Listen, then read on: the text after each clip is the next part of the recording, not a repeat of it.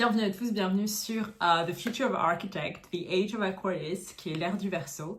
Donc sur cette chaîne, je vais parler de tous les changements qui vont se passer durant l'ère du Verseau. Vous allez m'accompagner dans ma vie. Et on va parler de tous les aspects de l'ère du Verseau qui vont être touchés, que c'est bien les relations entre hommes et femmes, les relations humaines en général, la création de communautés, les réseaux sociaux, l'Internet, le monde du travail, le monde en général.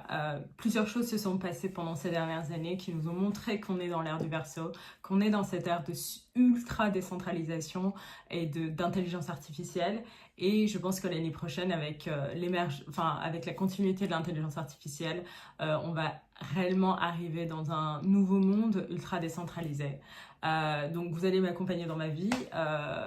J'ai fait quelques choix personnels qui font que c'est vrai que je suis assez sereine par rapport à ce qui va se passer et assez excitée aussi. Et si ça peut me permettre aux gens un peu de comprendre ce qui va se passer dans l'ère du Verseau, je trouve que c'est plutôt pas mal. Je crois qu'il y a 2-3 semaines, j'avais fait une vidéo sur les entrepreneurs en général, et quelque chose qui me posait, que je trouvais un peu bizarre. La vidéo est toujours sur mon lien YouTube, et je disais en fait que c'était très marrant, mais le monde des entrepreneurs, je disais que en fait ce qui m'a toujours choquée depuis 10 ans que les gens commencent à être sur les réseaux, sur YouTube ou autres, ce qui m'avait choquée, c'est qu'il y a énormément de personnes qui se mettaient en avant et on voyait beaucoup leur trauma.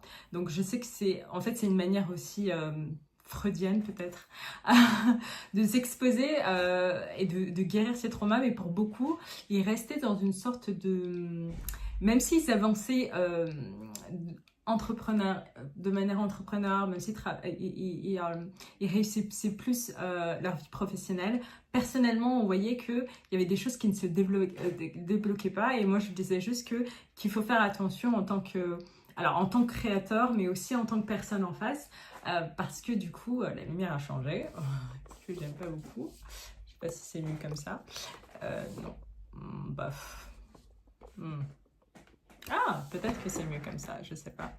Il y a beaucoup de soleil. Je disais juste que pour justement les entrepreneurs, non, c'est pas mieux avec les lumières, c'est mieux sans. Mais je trouve que ça va un peu donc. Moi, je suis très sensible à la lumière, en tout cas. Et je disais qu'il fallait faire vraiment attention parce qu'en tant que vous, quand vous regardez une vidéo ou que vous prenez des conseils, vous ne prenez pas dans votre tête, vous savez pas que cette personne a des traumas, ou des fois vous l'avez pas vu. Et tout le monde a des traumas, mais il y a une manière, en fait, il y a une manière de communiquer, et puis il y a aussi une manière de travailler sur ce trauma en soi pour qu'il n'affecte pas notre jugement. Ça, c'est possible aussi. Et en tant que créateur, c'est pour ça qu'il faut continuellement travailler, même si le processus de s'exposer et de faire son travail, c'est quelque chose qui fonctionne. Il faut continuer aussi son travail pour ne pas justement être trop biaisé, même si que lorsque vous suivez un créateur, vous êtes forcément biaisé. Et c'est marrant, récemment ce qui s'est passé, c'est que 2 influenceuses, je crois, que je connais, que j'ai vu passer comme tout le monde, donc il y a une fille qui s'appelle The Wizard Lids, alors que non, que je ne connais pas, mais Sadia Khan que je connais, une psychologue assez reconnue à Londres, qui ont été sans doute exposés parce qu'en fait on a vu des aspects de leur vie qui ne correspondaient pas forcément aux conseils qu'elles donnaient, et en fait ça fait vraiment réfléchir sur est-ce que on doit vraiment être légitime de pouvoir donner des conseils sur des choses qu'on a déjà fait. Je pense que oui. Je pense que dans une certaine mesure, ça veut pas dire qu'il faut déjà avoir réussi sa vie, avoir tout fait pour pouvoir s'exposer, pas du tout, ou donner des conseils, pas du tout. Vous pouvez avoir une bonne intuition, vous pouvez être quelqu'un qui donne de très bons conseils et avoir du mal à les appliquer.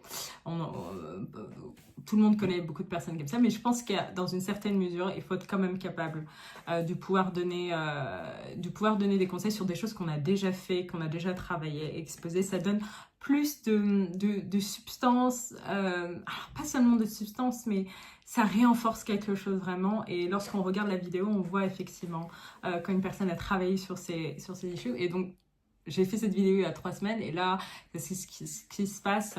Moi, je trouve par exemple Sadia Khan donnait des conseils hyper intéressants et c'est une personne qui, en fait,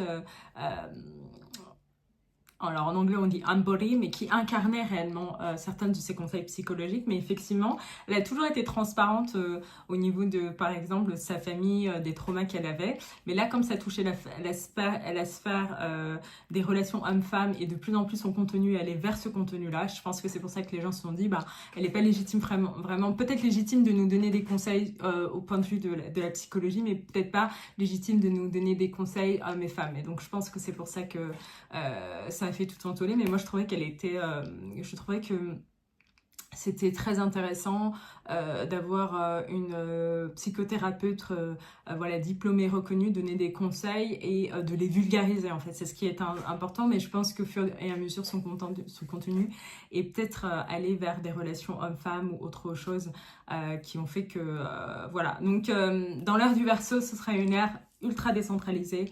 Tout le monde travaillera pour soi. Je pense que c'est pour eux-mêmes, pardon. Je pense que c'est vraiment ce qui va se passer. Et je pense que de plus en plus, il y aura une différence entre vraiment les personnes qui ont toujours travaillé à leur compte il y a 10 ans parce que c'est quelque chose qui venait d'eux-mêmes et ils sont nés comme ça et c'était un appel intérieur.